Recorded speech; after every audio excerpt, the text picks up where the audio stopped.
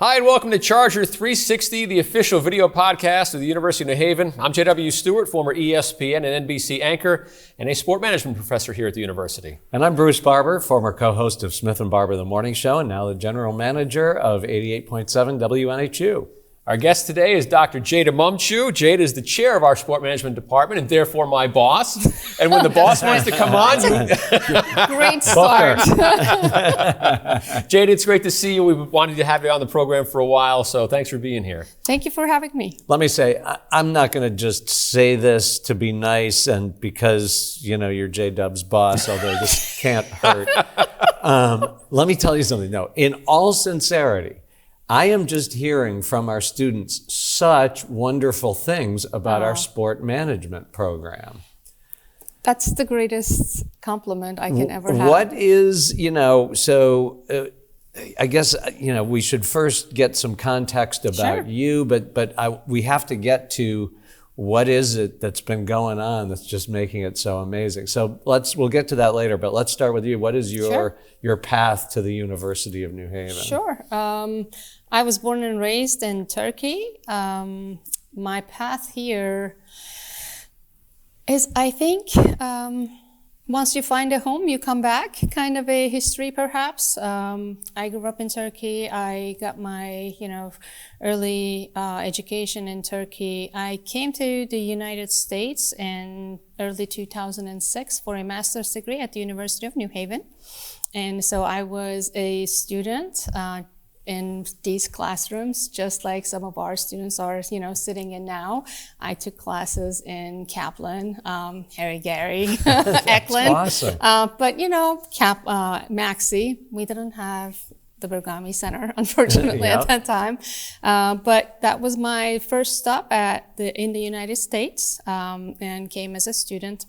And after that, I went to University of New Mexico to pursue my Ph.D. Had a great 5 years in Albuquerque, New Mexico.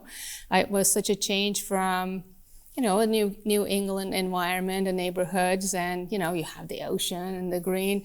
You land into Albuquerque, you see the desert and the shades of browns. But, I really enjoyed my 5 years in New Mexico. The food was incredible. The student body experience and the education I got at New Mexico was also great, which set me up for my next steps, which was odd enough to come back here as a faculty member in 2013, August. So I started almost 13 years ago, just finishing my 13th academic year at the university. Wow. So I always say boss, but you're always very kind. You say we're colleagues. Yes, and we work together. We are colleagues. We are friends. So I've gotten to know a lot about you over the years since I've been here. This is my 8th academic year here at the university, 5th as a full-time faculty member after getting my master's degree here in sport management and having Ceyda as one of my professors, which has been a really cool full circle moment. So you grew up, as you said, in Turkey. You played basketball, and not only played, but you're a really good basketball player. Tell us about your time as a basketball player in your home country. How much time you have? Oh, we got all the time in the world, Ceyda. All right. Well, I think basketball was my first love, and as a second grader in elementary school, my classmates said, "Hey, you got to come to this weekend basketball camp that's the school is offering. You should give that a try." And I'm like, okay, I'm going to go home and tell my parents that I want to give this one a try.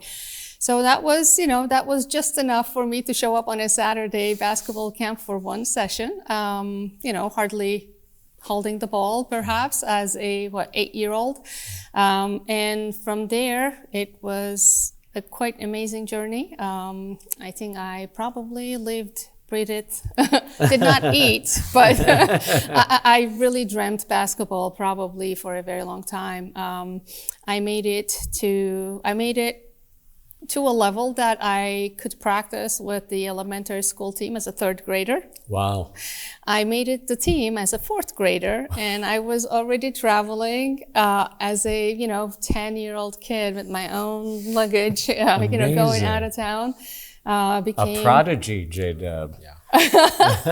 well. That's incredible. So, and then I became the team captain as a 5th grader. And this was the funny thing when I first came to the United States. I had these, now that we have Coach Lasso, I feel like I had some of those moments of, my assumptions and my biases that I brought from Turkey.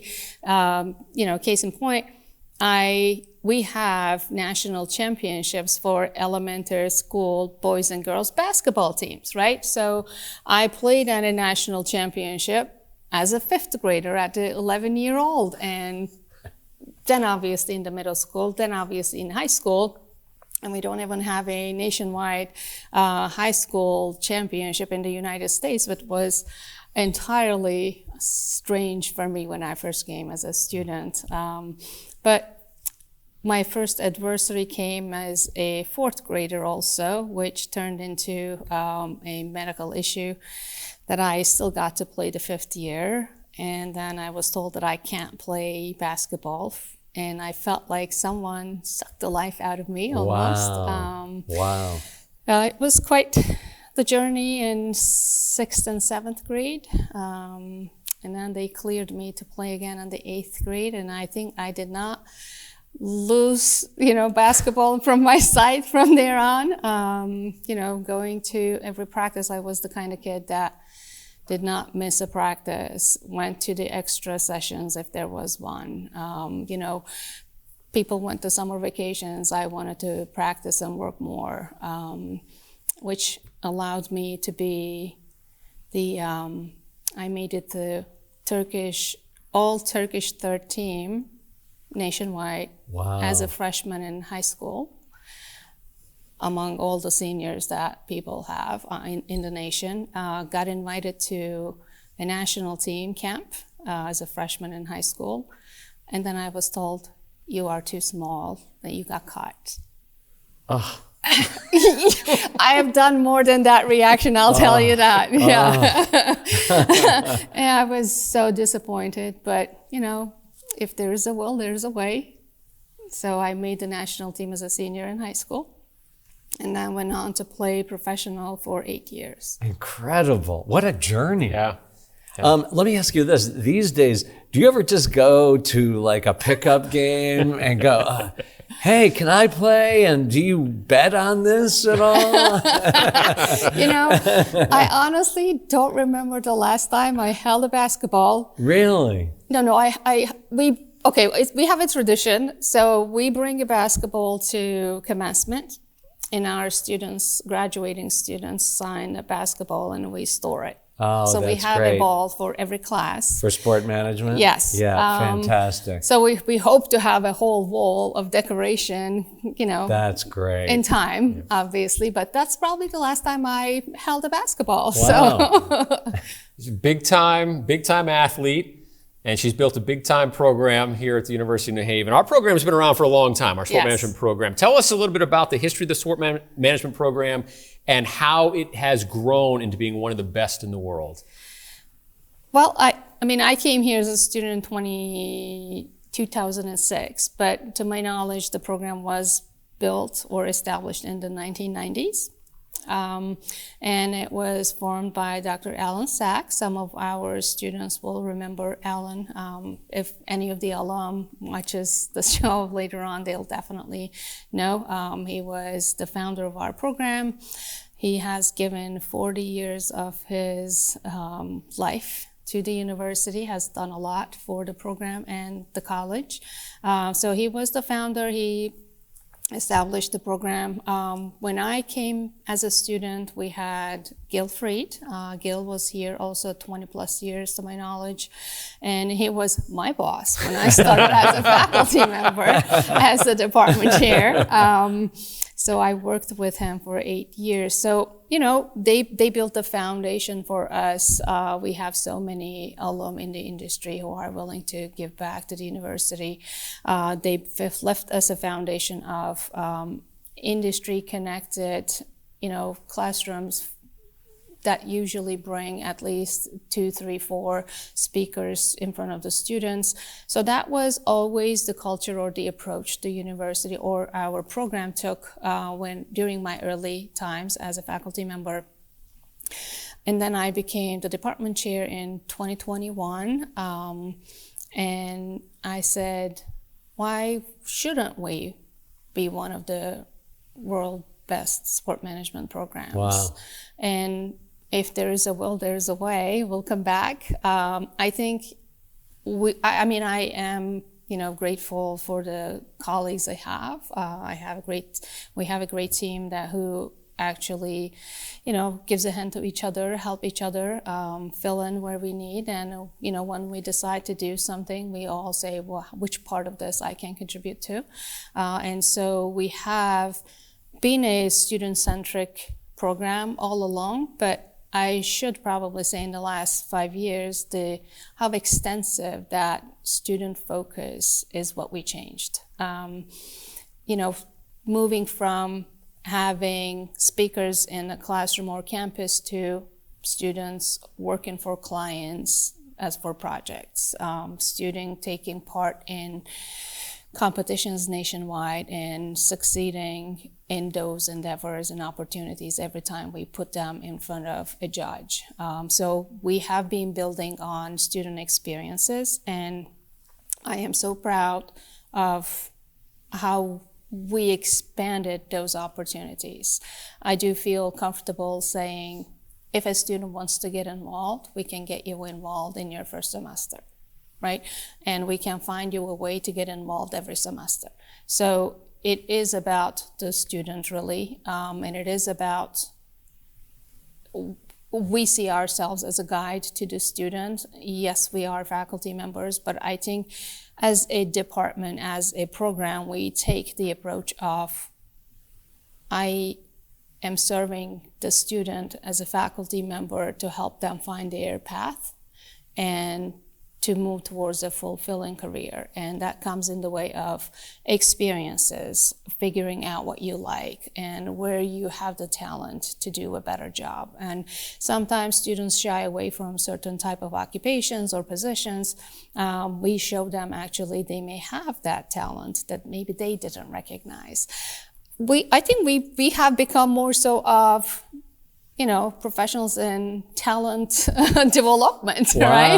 Wow, yeah. So now we are not just faculty who is talking about, whichever topic we're teaching, but we are really working with students towards talent development, talent identification, and giving them avenues to discover those and also, excel within. So it's quite exciting. Yeah, that's what I talk to students about a lot is, and it's kind of, you hear this is a cliche, it's a great cliche because it's true that, do what you love, right? Mm-hmm. So I think a lot of young people these days love sports. Yeah. But, the counterpart to do what you love that I think is, it's been identified as something that's equally important is to figure out what you're good at. Sure. Right. And then if you can make the two of those work together, you're really in a great position. So that's great what you're talking about. For sure.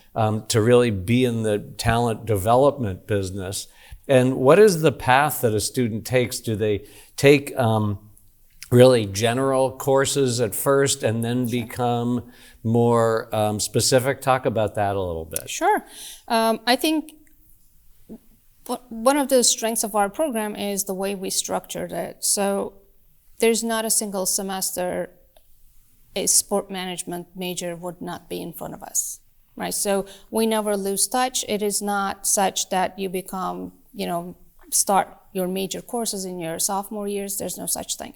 We start you in your first semester as a freshman, and every semester you have us in one class or maybe two. Early on, the courses are more general and more foundational, and they are certainly tapping into more of the functional areas in the sport industry, which is you'll be doing one of those jobs more likely. But those allow students to get exposed to different functions within the industry. And then in your junior and senior years, you get to choose electives on, okay, I took a consumer behavior class. I think I really like the creatives and the marketing side of this, and I want to go towards, marketing side of the sport industry. Then we will, arrange your electives in your junior and senior year toward that direction. If you want to be in the media space, we have the right person here with Yes, us, we right? do.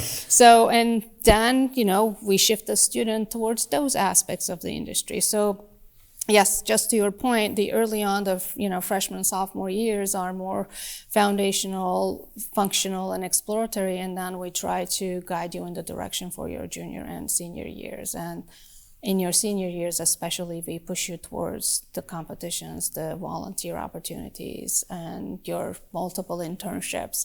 Run as best as you can and be on every lane you can. Yeah, that's great. We're just about out of time. We have time for one more question. I wanted to get this out because it's a huge feather in our cap. Sure. The sport management program in our Pompea College of Business is the official higher ed partner of the New York Mets.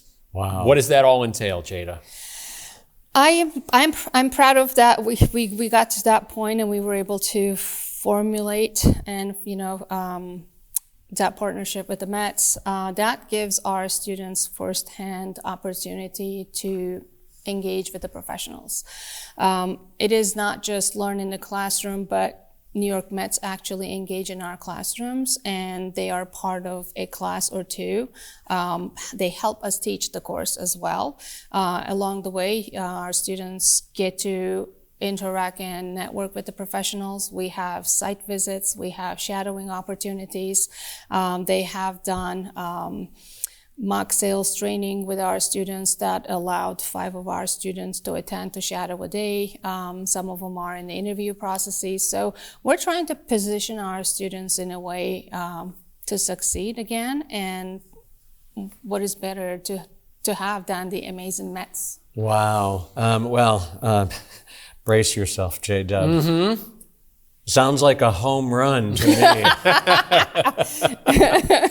I had to. It is. I'm sorry. It is. We are grateful for our partnership with the Mets.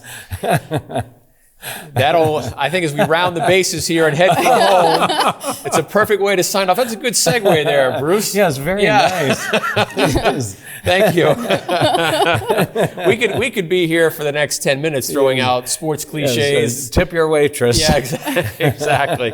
Dr. Ceyda Mumcu, Sport Management Department Chair here at the University of New Haven. Ceyda, thanks for being here on Charger 360. Thank you for having me. It was a great blast. Absolutely. And to get on the show, it's pretty simple, right? You don't have to be my boss. All you gotta do is email us. bbarber@newhaven.edu or jstewart@newhaven.edu. For Ceyda, for Bruce, I'm J-Dub. Thanks for watching Charger 360, telling the stories of the University of New Haven. See you next time, everybody.